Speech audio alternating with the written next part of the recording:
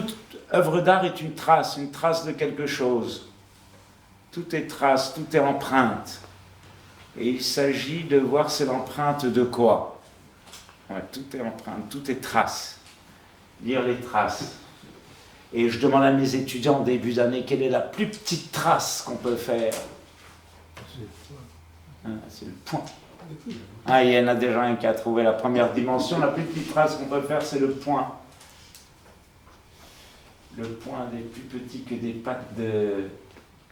Comment on appelle ça, les petites fourmis, un minuscule point, l'infiniment petit. On l'appelle la dimension, la D0. Je crois que c'est Kandinsky le premier qui l'a défini. Dans du spirituel dans l'art. Je crois que c'est Kandinsky dans du spirituel dans l'art qui a défini le point comme une dimension zéro en disant le point géométrique n'existe pas. C'est bizarre comme phrase. Le point, ça il indique quelque part, mais il n'existe pas. Vous comprenez que si le point apparaît trop, c'est déjà, comme dirait Lucien, une deuxième dimension. Alors le point, on dit que c'est l'infiniment petit, on ne peut que le penser, parce que s'il apparaît, c'est déjà une deuxième dimension. C'est pour ça qu'il n'existe pas, le point. On peut pas, on le signifie, mais c'est ce que veut dire Kandinsky, mais finalement c'est l'infiniment petit. Donc, et on peut tout faire avec des points. Et à l'origine, il y a beaucoup d'art, si vous allez au musée à Paris sur le quai Branly, et vous verrez qu'en ressort de ce musée, l'impression générale qui sort, c'est le point. Les aborigènes d'Australie faisaient que des points. Il y en a un qui est très beau, le rêve de Tsukaumpa dans ce musée. C'est que des points jaunes sur fond noir. Et c'est l'histoire de tout un rêve, mais il a fait que des points les uns à côté des autres, sur toute la toile. C'est très mystérieux, très beau. Les pixels de nos ordinateurs font des points. On peut tout faire, le pointillisme avec Seurat, une grande école française, ils faisaient tout avec des points. On peut tout faire avec des points. Ils font des 3D. Le point, et tout commence par être un point, tout finit par être un point de départ, un point d'arrivée, point barre. Les expressions qui se réfèrent du point sont toujours un point de rencontre, c'est un point pour marquer un point qui commence, un point qui finit. Tout disparaît. Je me suis dit, en voyant les photos de la NASA récemment, du satellite James Webb, que les trous noirs, les photos des trous noirs, vous voyez dans l'espace, c'est très étrange un trou noir. Ça ressemble pas mal au point. On les voit. Un trou, un point c'est tout. On dit un point c'est tout, un point de rencontre, faire le point avec soi-même. Le point c'est la conscience aussi, c'est la conscience, c'est la présence, c'est l'œil du Terminator. C'est-à-dire que le point, tout commence par un point. Sans conscience, il n'y a pas de départ d'histoire. Il faut qu'il y ait une conscience pour avoir une histoire. On se réveille d'abord, le point qui apparaît. Mais on voit bien une graine vient d'un point, les humains, on vient d'une cellule, on vient tous du point, avant de devenir 2 points, 3 points. Ouais. Un point qui apparaît, et c'est soigner la présence, et ça fait beaucoup de bien aux étudiants quand on pratique le point, c'est de trouver son point, et trouver sa présence, et ils sont trop gros, trop petits, on les bouge, il y en a des très habiles, ça vibre, et le point, la présence, le point zéro, le point du début, ouais. Il y a 2 tendances de la présence, c'est un peu le moi, c'est une image du moi humain aussi, on peut dire le jeu comme ça, c'est juste quelque chose qui regarde, qui écoute, qui peut faire rentrer l'univers, et il y a 2 tendances, c'est d'être peut-être un peu trop gros, on va ou trop petit et pas trouver sa place, être juste un point, et c'est être naturel. Et ces 2 défauts-là, d'être un peu trop gros, c'est des défauts qui sont très profonds en l'homme. Juste représentation, on a toujours tendance à pas bien se représenter les choses, ou exagérer, et on va dans une forme d'orgueil, on dit aussi, de nous-mêmes. Un moi qui est trop exagéré, il va dans l'orgueil, ou à l'inverse, un mépris de soi. Et dans la journée ou dans notre vie, on peut avoir tendance à être fier de nous, un peu plutôt du côté de l'orgueil, ou alors plutôt du côté d'un mépris de soi, ou d'une peur de soi, d'une sous-estime de soi. Et ces deux tendances en l'homme, c'est un des premiers péchés capital, on appelle ça. Ouais, il y en a 7. Vous verrez, en fait, il y a 7 dimensions de l'espace. La 8e, elle est bizarre, mais tout ce qui est 7, c'est lié aux 7 jours de la semaine, aux 7 planètes. Tout ce qui est 7, et il y a 7 péchés capitaux. Et l'orgueil, comme ça, c'est lié à la conscience, l'orgueil ou le mépris de soi. Et c'est pas plus beau l'un que l'autre. Et on exagère, et ce que je veux dire, c'est qu'il faut apprendre à respirer, et on est toujours ou pris par l'un ou pris par l'autre. Il ne faut pas se leurrer. C'est pas les péchés capitaux, on vit avec et c'est jamais réglé. C'est pas une fois pour toutes qu'on est humble ou qu'on est fier, mais constamment on doit surveiller dans une respiration comme ça, d'être juste, parce que ça va, c'est terrible, mais ça va se retourner. C'est-à-dire que le mépris de soi se transforme en orgueil, et l'orgueil, c'est un peu la même chose. Se plaindre de soi ou se sentir pas à la hauteur, il y a un orgueil là derrière. On s'imaginait être une meilleure personne. Et il faut arriver quand on se plaint trop, quand on dit je suis pas, c'est qu'on a trop d'estime de nous. Ouais, c'est bizarre, ça, c'est sans cesse, vous allez voir que dans toutes les dimensions, comme ça, il y a des retournements, quand on est trop, on n'est pas assez, quand on n'est pas assez, on est trop.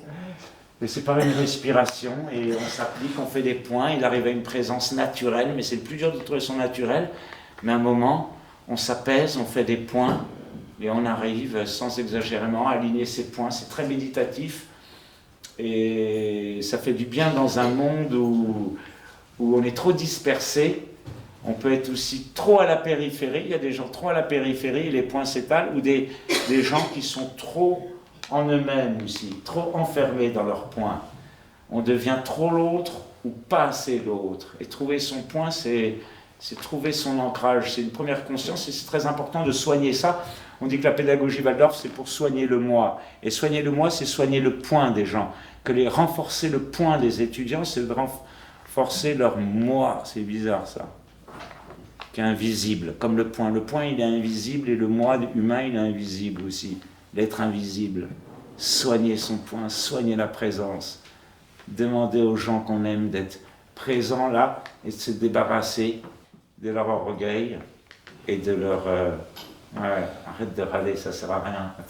Comment on dit aux gens, se plaindre, ça sert à rien, ou trop aussi se mépriser pour des actions, c'est pas très bon, mais de vouloir faire mieux et de trouver un juste point. Être naturel, on dit, mais c'est plus dur de naturel. Qui dit point aussi, c'est très bizarre, et obligatoirement, tout point a sa périphérie. Si on dit infiniment grand, aussitôt, si on dit infiniment petit, il y a infiniment grand. C'est-à-dire que vous pouvez faire ce que vous voulez, taper sur les murs et tout, chaque point a sa périphérie. Et vous ne pouvez pas les séparer l'un de l'autre. Il n'y a pas un point qui a sa périphérie et pas une périphérie qui n'a pas son centre.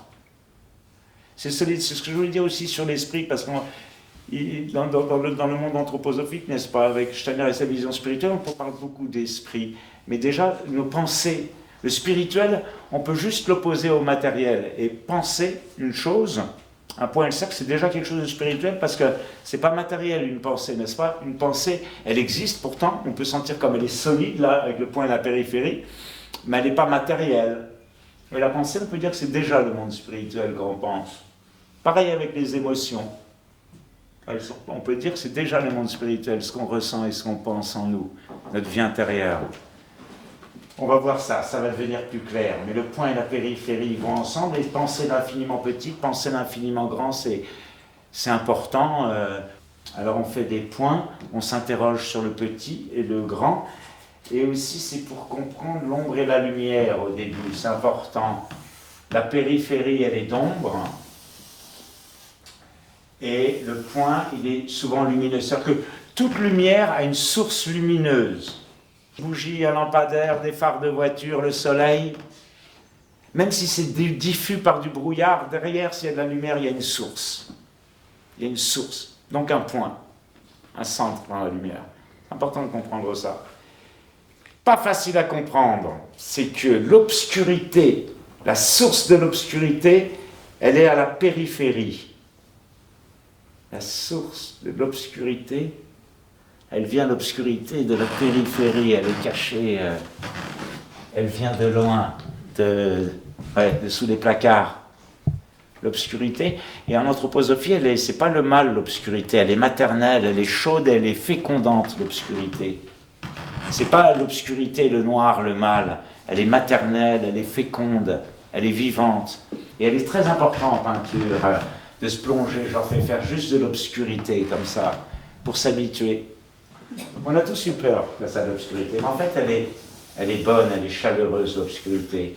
Elle est pas sous la lumière, elle est raide, la lumière, c'est la conscience, c'est la présence, c'est le jeu, elle explique tout, elle est fatigante. La nuit, elle est réconfortante. Quand on est fatigué de la conscience, des mots, de la veille, la nuit nous reprend dans ses bras, tout oublié, sous la couette, faire taire le monde, et on sent que l'obscurité, elle est réconfortante, quand on a une bonne nuit. C'est aussi l'inconscience, la périphérie, l'inconscience, et le point de la présence. Et l'inconscience, on va beaucoup en parler, l'inconscience. Et du coup, le point et la périphérie, la présence, ça pose aussi la question, on a un très bon médecin dans l'Allier, il appelle ça, il m'a dit, j'avais une maladie de peau, là, il n'y a pas longtemps, il m'a dit, c'est le moi périphérique. Un moi périphérique qui nous vient comme ça. Ils sont en lien, le cercle et là, on va les voir, le point. Et ce qui nous arrive dans notre vie, c'est aussi lié à notre point, c'est ça que ça veut dire. La périphérie, si vous voulez, c'est votre destin. Et on regarde, pour connaître un moi, c'est bien de regarder ce qui lui arrive, du destin. Auquel on a consenti, mais qu'on s'en souvient plus, c'est dans l'inconscient. À la même époque que Steiner, il y a Freud et Jung, qui ont posé aussi les bases de la psychanalyse moderne, et ça se base sur la même réalité, que nos vies, elles sont guidées par un inconscient qui sait tout. Des choix qu'on ne sait pas. Ce qui fait dire que dans notre vie, ce qui nous arrive de l'extérieur, c'est encore plus nous-mêmes que ce qu'on croit qu'on veut avec notre petit conscient. Ça, c'est dur d'accepter ça. Dans mon inconscient, c'est pas évident parce que nous, dans notre conscient, on s'imaginait beau, riche, pas du tout dans la galère comme ça l'est, n'est-ce pas? Et pourtant, on avait envie de ça. Chez Tarkovsky, c'est fort, ça. Et chez Steiner, et c'est chez Jung. Jung, vous connaissez cette histoire, il définit la psychanalyse avec cette femme qui a quitté une belle soirée chez un médecin à Vienne au début du siècle. Et en partant avec ses amis, il y a une calèche qui arrive. Elle va courir le long de la rivière, elle va sauter dans la rivière, presque mourir. Les gens vont arriver à réussir à la sortir de justesse du fleuve de Vienne. Il la ramène chez le médecin.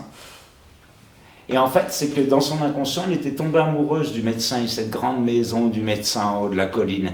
Et son inconscient voulait qu'elle retourne, mais dans son conscient, elle ne se l'avouait pas, elle courait comme une folle avec la calèche derrière elle, elle s'est jetée sur l'eau, et c'est Jung dit en fait, elle était éprise et dans son inconscient, elle voulait retourner dans la maison du médecin, et son inconscient a trouvé un moyen super intelligent, plus intelligent que son conscient, c'est notre inconscient nous manipule,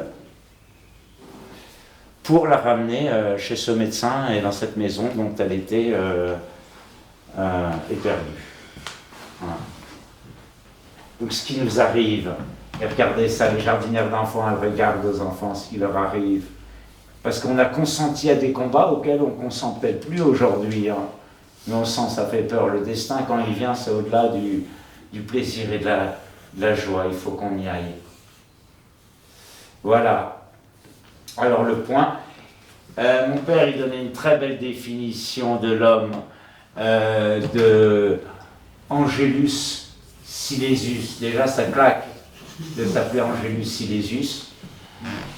Et il a écrit un livre qui s'appelle Le Pèlerin chérubinique. Et là-dedans, il dit « Je ne sais pas ce que je suis ». Personne ne sait qui on est, alors connaître les autres. Hein. Je veux dire, on découvre, vous ne savez pas ce que vous allez vivre demain. On ne se connaît pas tant que ça. Je ne sais pas ce que je suis.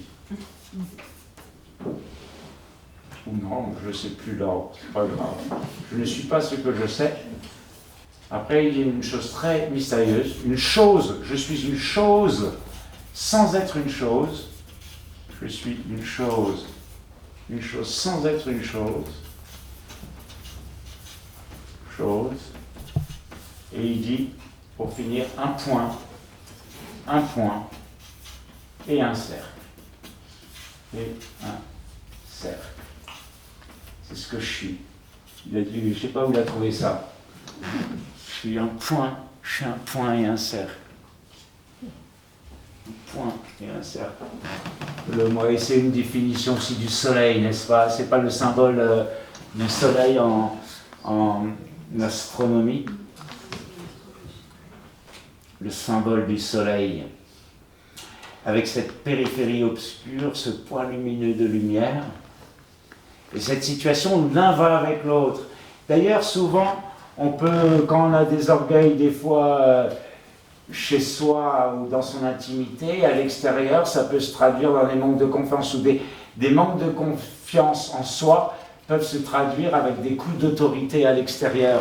Il y a des gens qui crient et qui en fait, ça traduit un manque de force du point.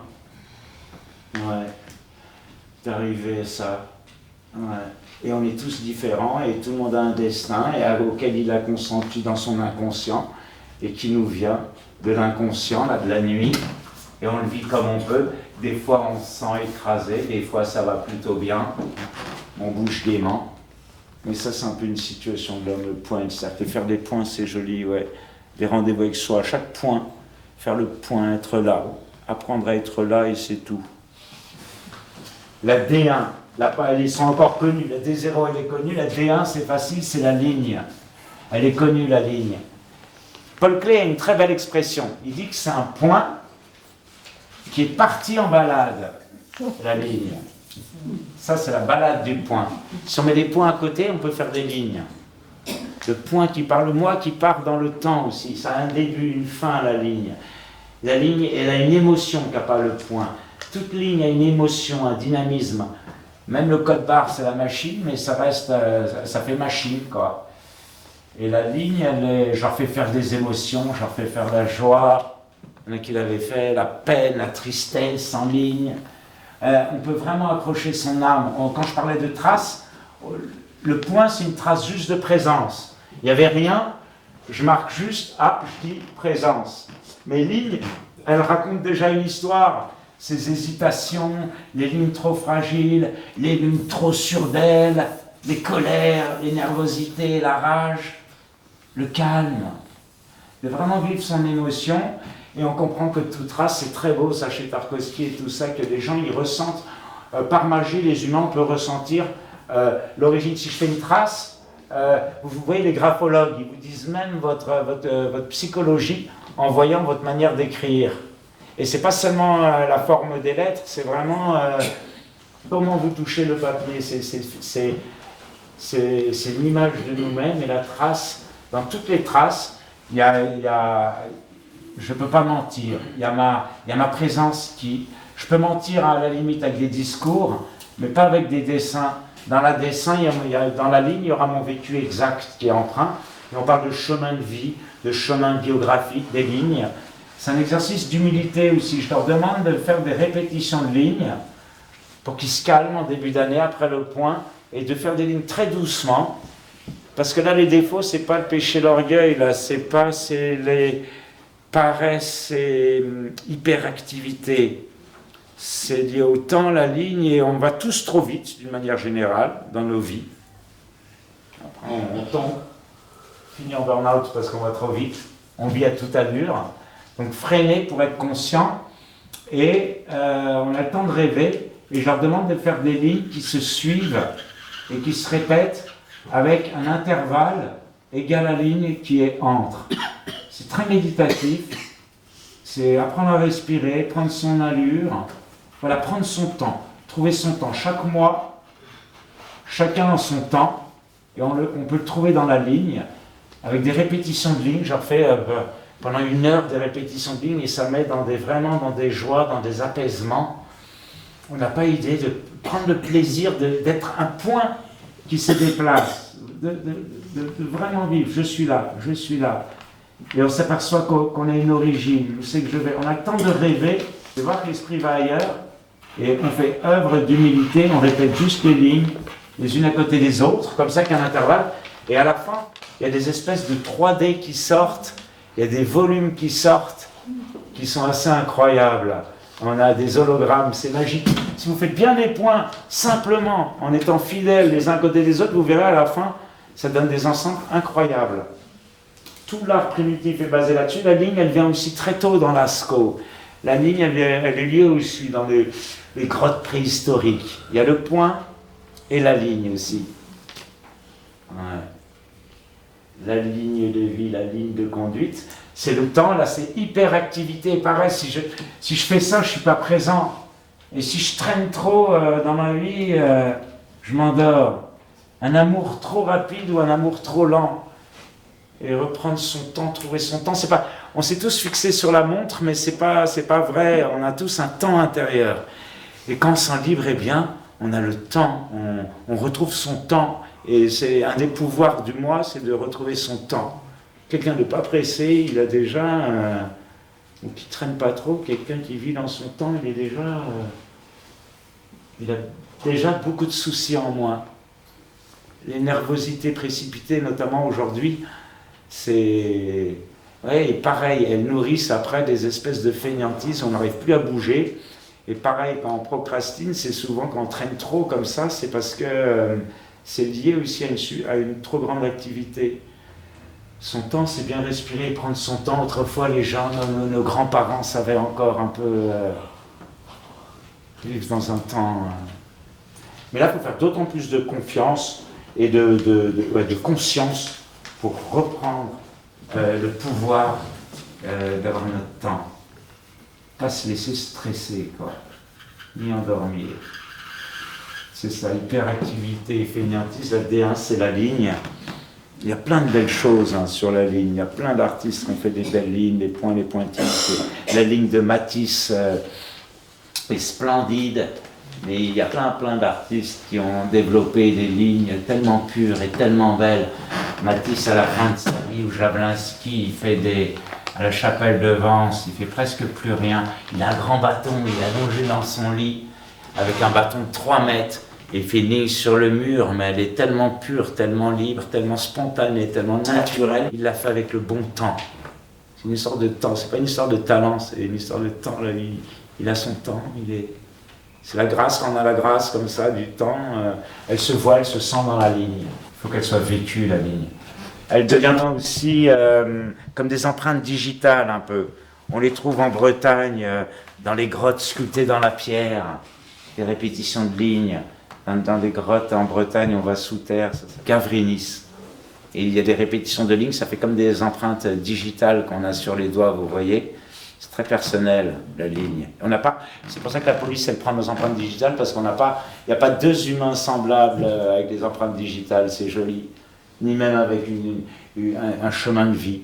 Et personne ne peut remplacer l'autre. Et c'est très dur de dire à quelqu'un qu'il a arrêté ou réussi sa vie, parce qu'on juge beaucoup trop sur des critères qui ne nous appartiennent pas, qui sont à Netflix ou qui sont au cinéma. On nous vend beaucoup de rêves qui ne sont pas les nôtres, dans notre inconscient. La ligne, tracer sa ligne, son chemin. Alors après la ligne, elle devient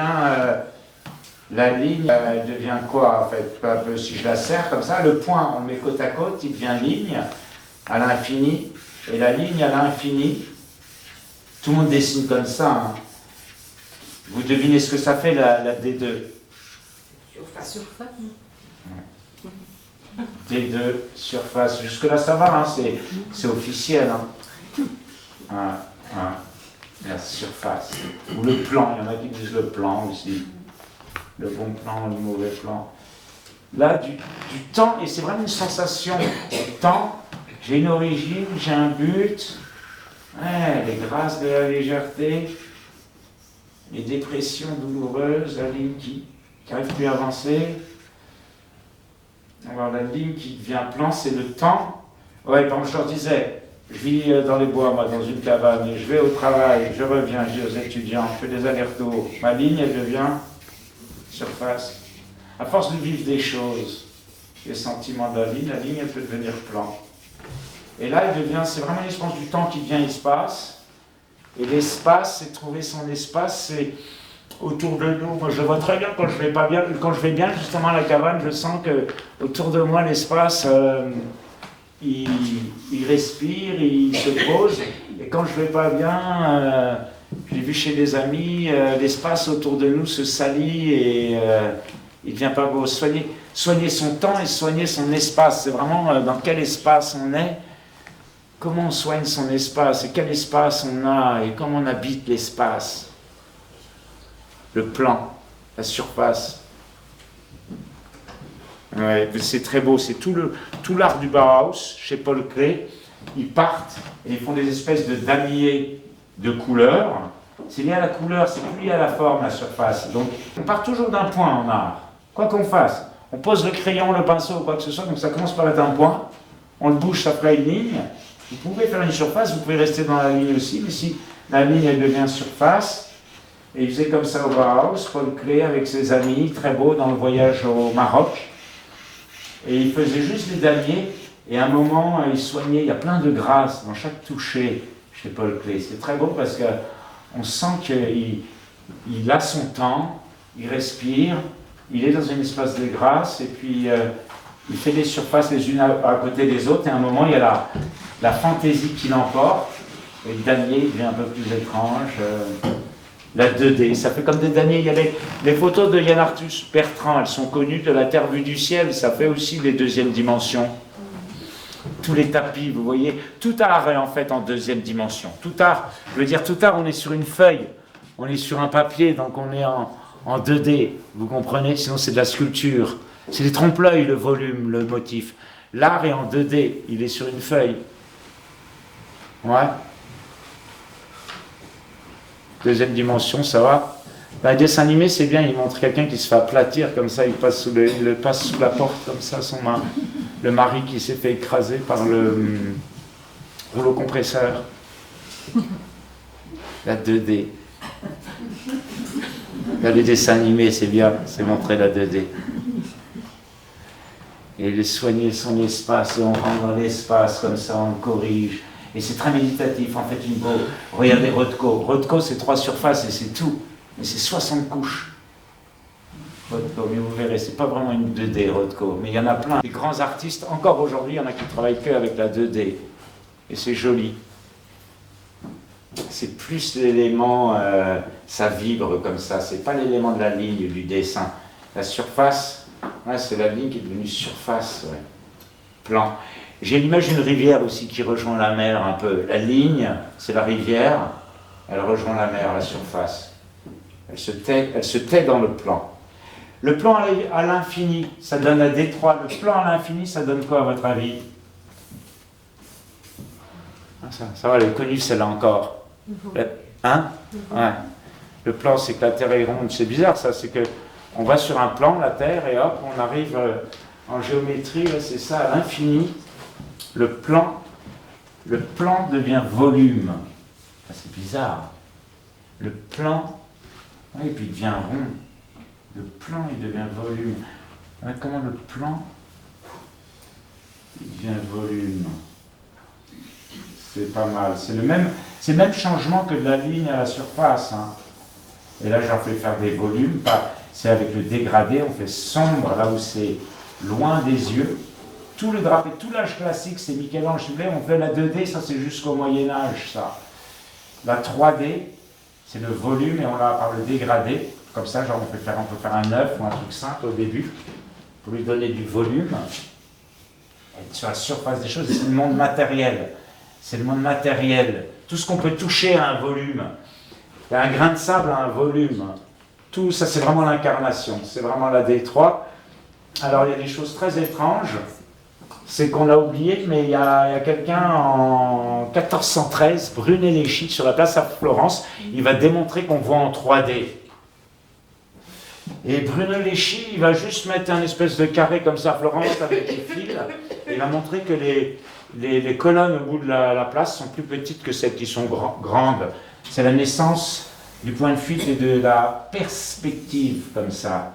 Ça, c'est vraiment, il faut être un mois sur Terre pour avoir ça. Les enfants dessinent en 2D, et à un moment, ils dessinent... Ah oui, c'est de plus en plus petit quand même, si je suis un bon...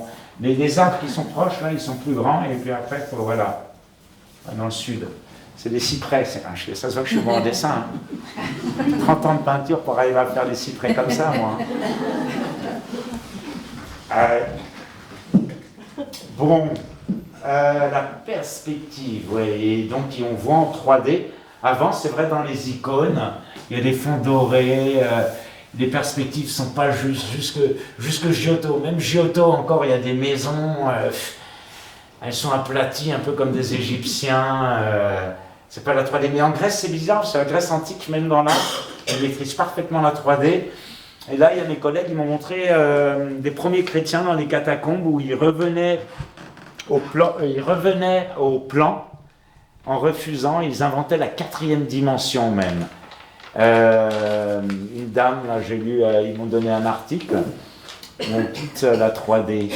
C'était volontaire, on croit que c'était naïf l'art des premiers chrétiens dans les catacombes, mais il y avait une vraie volonté de ne pas exprimer la 3D, de ne pas faire des choses habiles.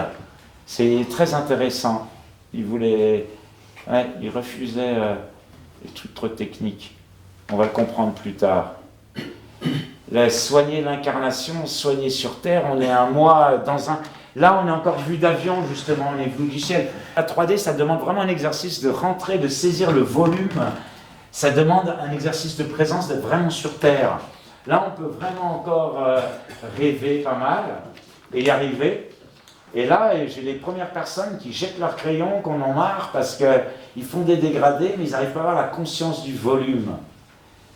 Conscience qu'on est dans un monde sur Terre, comme ça. Mais il est mystérieux, ce volume. Mais bon, on y va, on continue. Et là, il faut s'imaginer le plan qui est proche de l'œil, dans le volume, qui est plus clair, où arrive la lumière. Il faut se l'imaginer qui grandit, comme une montagne qui grandit à l'infini, et le foncé qui recule à l'infini. Et on tombe sur une dimension qui est à nouveau comme une 2 dimensions, mais en spirituel. Ça veut dire que c'est à la fois une ouverture et un abîme. Si vous voulez, on arrive à la notion d'infini. Et l'infini, c'est intéressant, c'est un concept, c'est bizarre quand on parle de l'infini, une dimension dans l'infini, c'est plus une 3D, l'infini. Est-ce que ça existe? Ça n'existe pas? Mon père, il me disait, c'est très très loin, c'est très long l'infini, surtout vers la fin. C'est long l'infini vers la fin. L'infini. Et en fait, on a une image de l'infini sur Terre quand on regarde le ciel. Quand on regarde le ciel, c'est une histoire sans fond.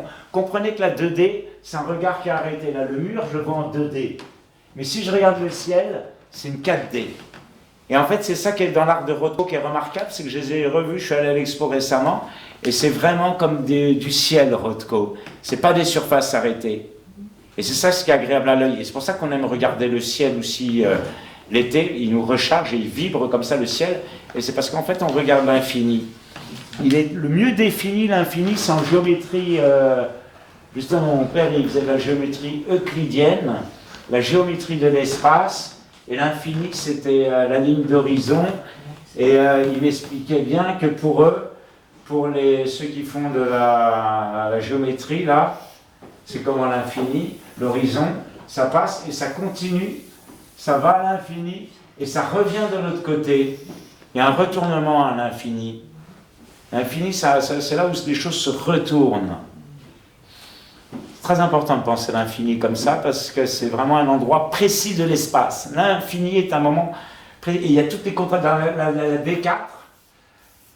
On peut appeler le néant aussi. Le néant, moi je l'appelais au début. Le chaos sensible, je l'ai appelé aussi le chaos sensible. L'infini, c'est pas le volume, c'est l'infini. Et c'est un endroit précis de l'espace. C'est pas la 3D, c'est pas la 2D, c'est pas le point, c'est pas la ligne. Et puis ce ciel, tout pur, déjà de se baigner dans le ciel comme un oiseau, ça calme bien les nerfs aussi. une quatrième dimension, un infini, le pain de l'infini, et avec la notion de l'infini, c'est ça. Pour la 3D, il faut la notion de la 3D, il faut savoir où est son œil pour saisir la 3D, et là, pour la 4D, c'est pas que de faire un trait léger, mais c'est de sentir qu'on est dans un espace sans fond. Francis Ponge, il définit ça en disant le néant, mot grec, signifiant à l'origine à la fois ouverture et abîme. C'est à la fois une ouverture et un abîme, et c'est à l'origine. C'est le néant. Chez les Grecs, ils appellent ça le néant. Tout vient du néant, tout y retourne. Mais notre civilisation, elle a une conscience comme de l'obscurité. Là aussi, ça touche un peu sur le néant, qui est une espèce de vide noir où il ne se passe rien. Alors que le néant, chez les Grecs, c'était quand même d'où tout sort et tout retournera. Chez Steiner, c'est avant le commencement des temps, avant l'ancien Saturne. Mais c'est un grand dieu, le néant. Et il donne, s'il s'anime, le ciel tranquille, on peut l'animer un peu. Charles Pépère, souvent, vous allez voir dans les exemples, plus en plus animé, le ciel, on le fait vibrer, et ça donne du chaos sensible. Le chaos est fils du néant. Chaos sensible, ça s'écrit comme ça, je crois.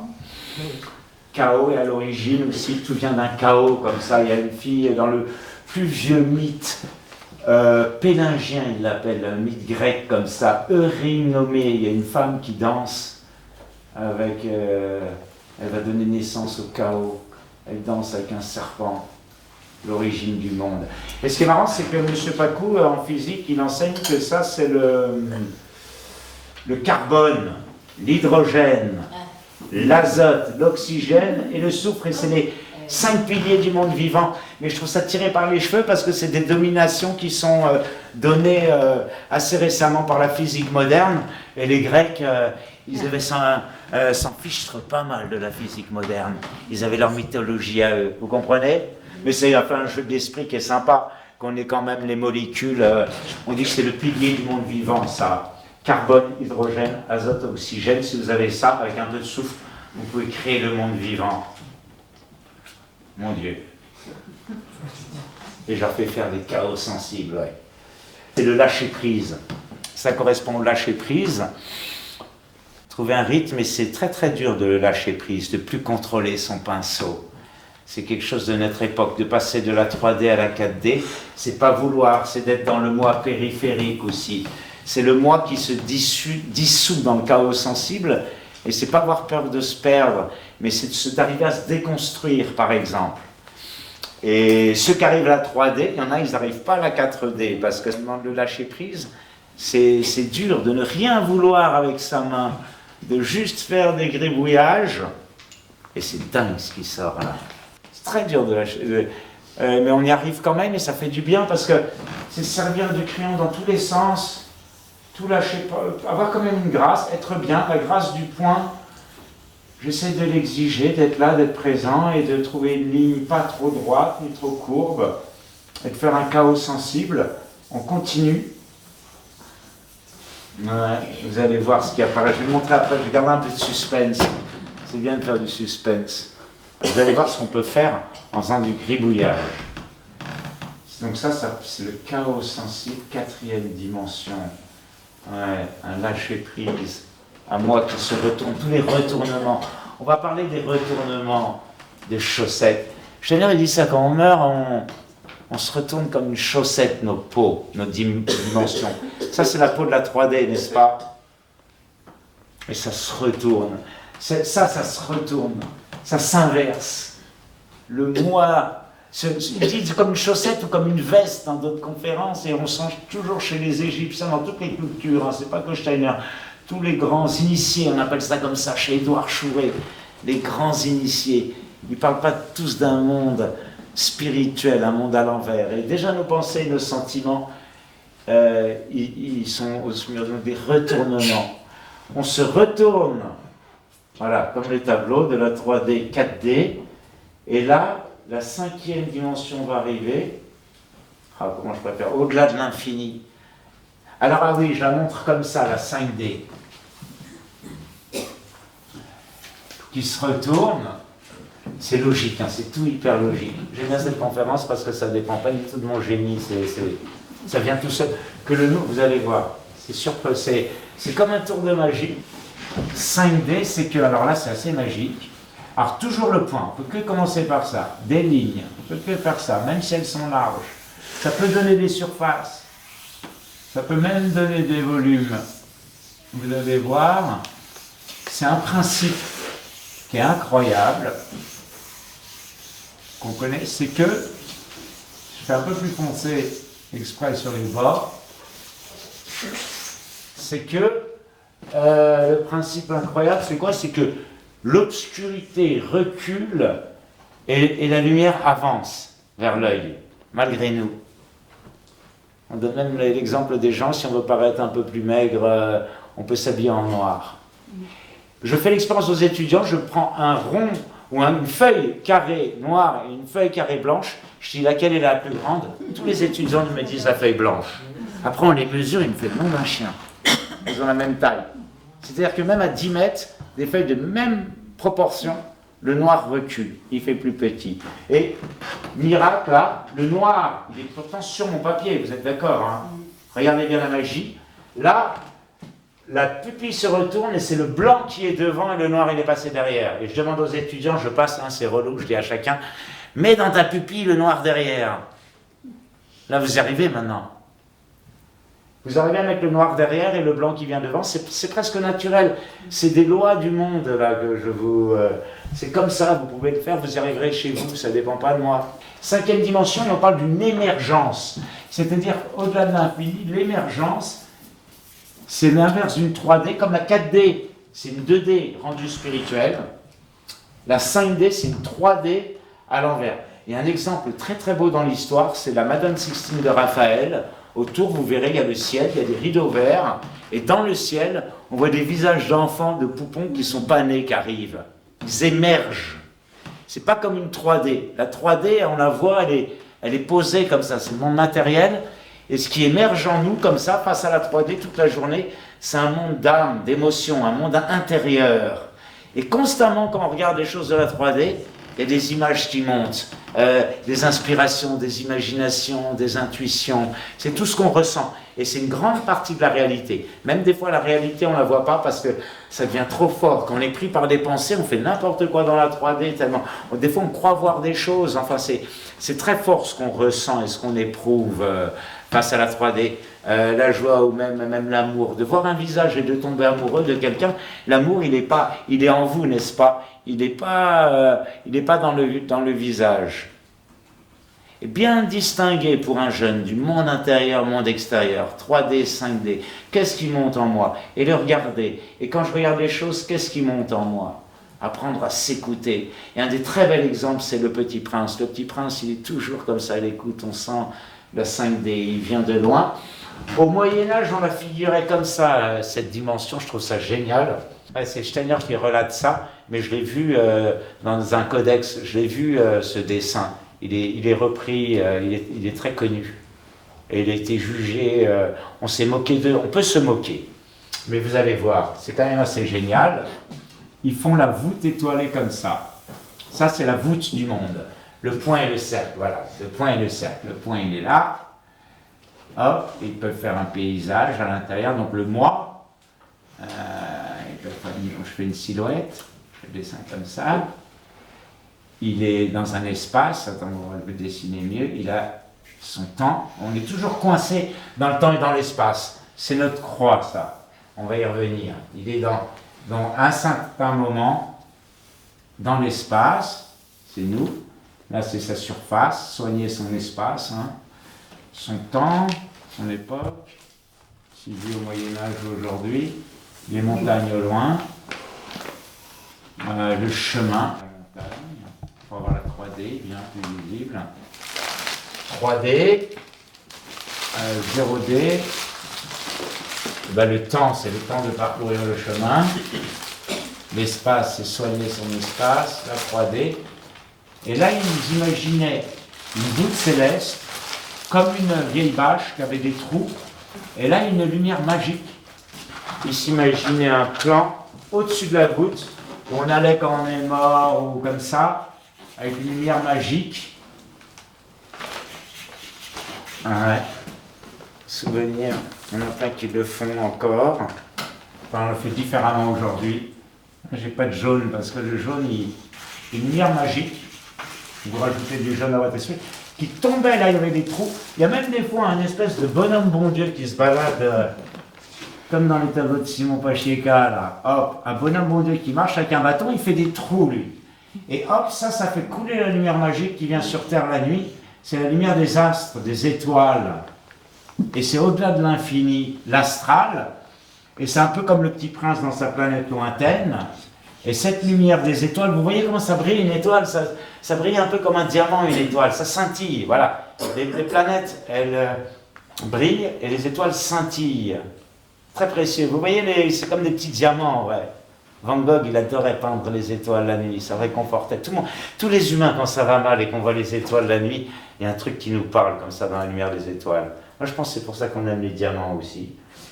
Et le petit prince, il vient de là-haut, au-delà de l'espace physique. Hein. Vous pouvez dire que c'est un espace imaginaire, si vous voulez. Le monde spirituel, on peut dire, mais il existe vraiment, mais il n'est pas, on ne peut pas le prendre comme une craie, quoi. Que sur Terre, hein, les choses sont dures. Que dans la 3D. Le point, on ne peut pas. Même la ligne, c'est un concept. La surface, c'est aussi un concept, en vrai. Mais la 3D, c'est vraiment la 3D. Les couleurs des étoiles sortent. Et puis, il y a comme un écho qui est bizarre de ça, qui est à l'intérieur de nous, qui vibre aussi, qui est décrit par tous les grands initiés, là, où on dit que ça brille même un peu, c'est un peu l'aura. C'est l'aura, mais c'est des choses spirituelles, et sentir que on parle de... puisqu'il est au-delà de l'infini, si vous voulez, la voûte, là, ça pourrait être aussi le retournement de la peau qui est là, de l'être humain. Et ce qu'il y a en lui, c'est animé, c'est pas mal, c'est toute l'astrologie, n'est-ce pas, aussi, hein, que chaque homme est une étoile sur Terre, c'est connu. On dit que chaque homme est un peu une étoile enfermée dans un corps, comme ça, sur Terre. C'est très Petit Prince, et il va se libérer avec le serpent. Le Petit Prince, il écoute ce qui se passe à l'intérieur et vit avec une fidélité, parce que souvent on s'écoute plus, on n'écoute plus ça, on est voilà, nos intériorités, on se perd dans le monde extérieur. Ah, c'est pas ça que je voulais, de prendre le temps de ça, de l'âme, l'émergence. On peut parler d'émotions qui montent, ou de sentiments, le sentiment, tous les sentiments qui montent en nous comme ça. L'émotion, c'est très très fort. Alors, 6D. Alors, ça c'est l'émergence, au-delà de l'infini. Alors là, on est encore plus haut, là. 6D, on va aller encore plus haut. Et c'est un truc qui arrive très vite, ça, la 6D. C'est, dans la perception, c'est ce qui nous donne le concept, ce qui nous permet de nommer les choses. C'est la pensée, c'est l'idée.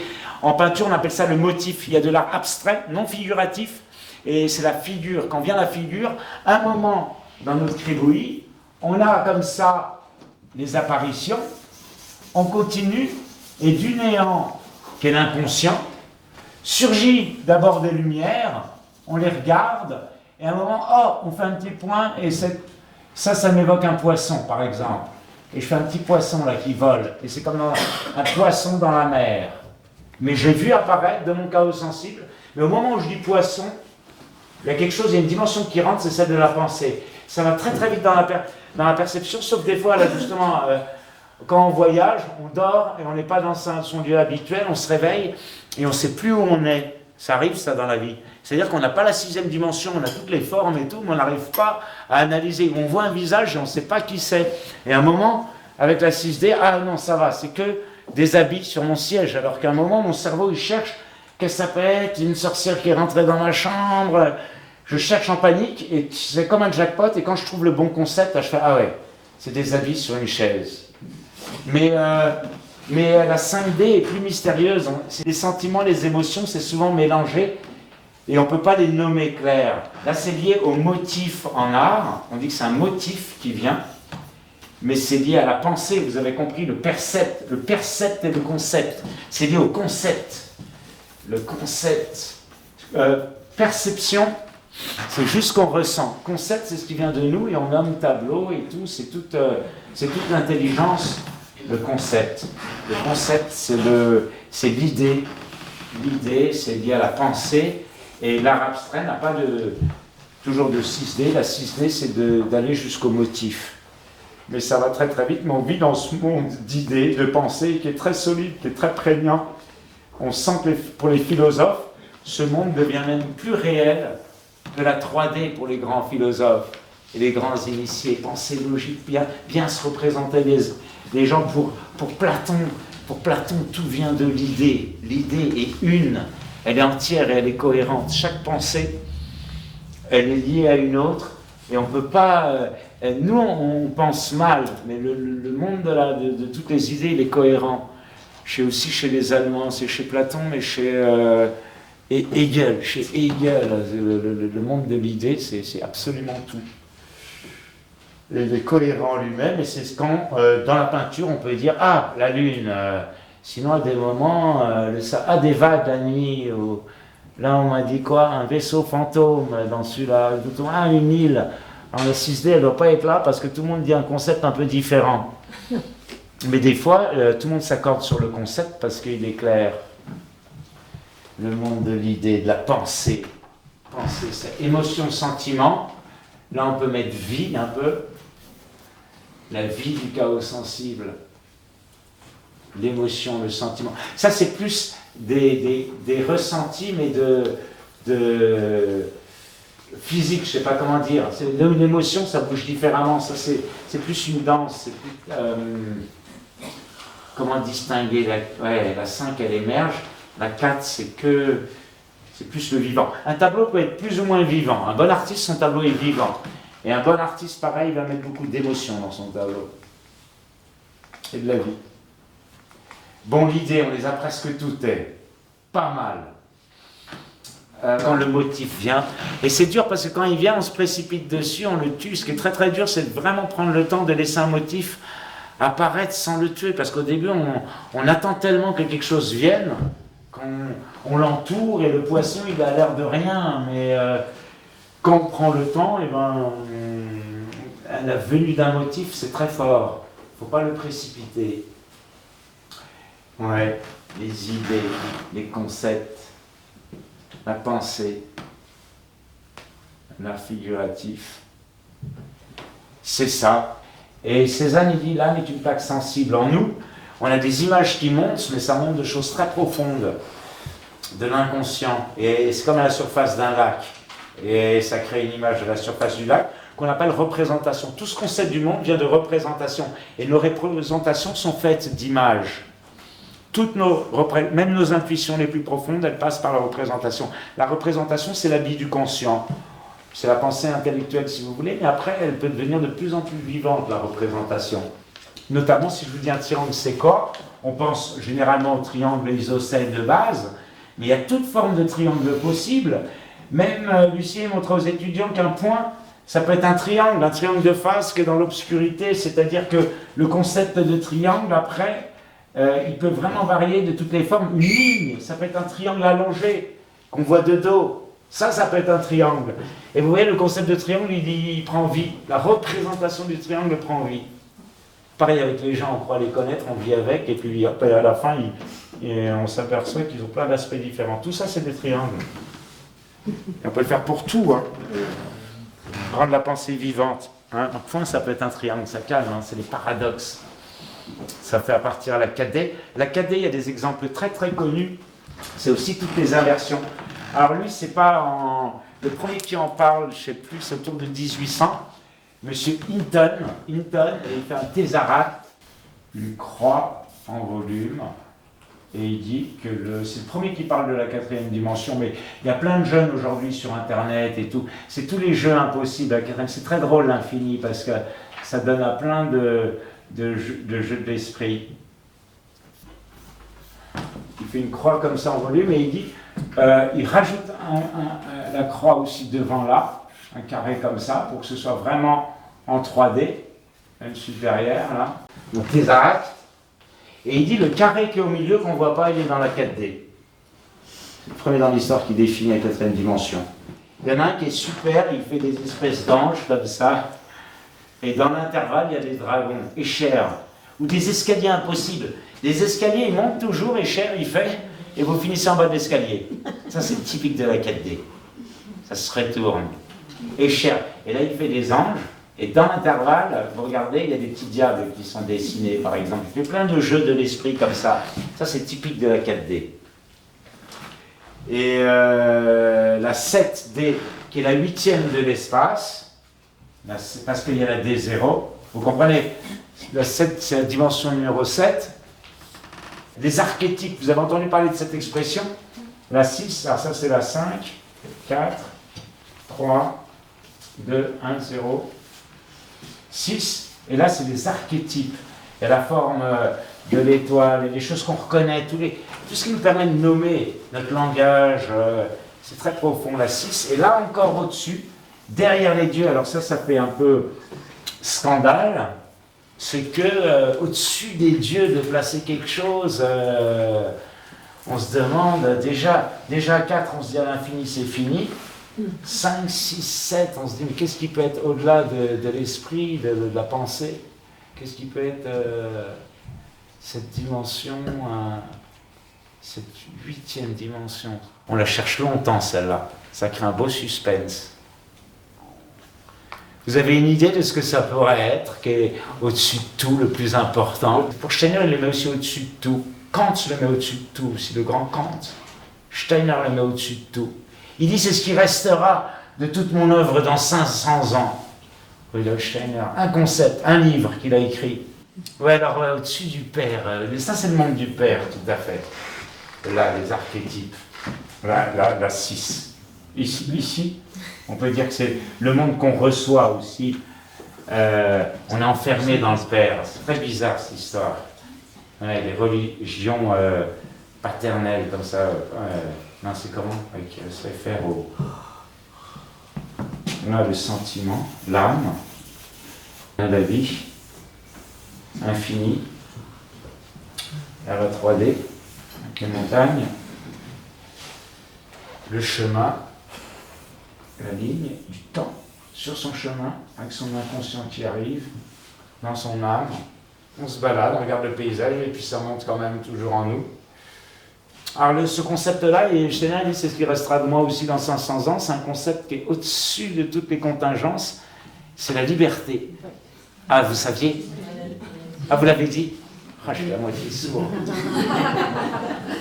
La liberté. Et en art, c'est important quand on voit Matisse, quand on voit les artistes à leur fin de la vie, mais c'est très dur d'en juger parce que c'est presque un sentiment de se sentir libre et piégé, mais à un moment, on se sent libre, ouais.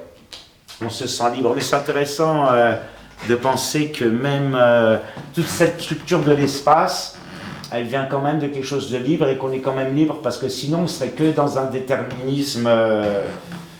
on serait dans un déterminisme terrible, on serait coincé. Heureusement que tout en haut, là, il y a la liberté. Avoir le choix. Elle disait, la dame, c'était joli. Elle réfléchissait, tout le groupe cherchait, on ne trouvait pas. Et tout d'un coup, elle lève la tête, elle dit, ah mais c'est avoir le choix. Le choix.